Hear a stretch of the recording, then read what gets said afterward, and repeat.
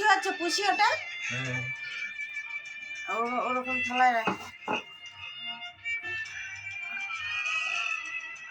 বেশি পাকা, এখান থেকে মাছগুলো হাত দিয়ে দিয়ে নেবো। ও হাত দিয়ে দিয়ে ধরে ধরে নেবে।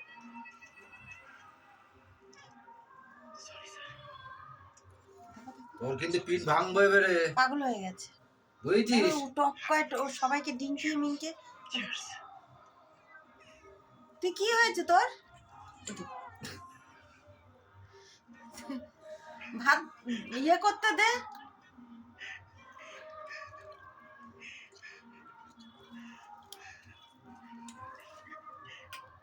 মাখা যায় এত কাটা থাকলে। তুমি মাছগুলো কেটেছো কেন ওরকম করে?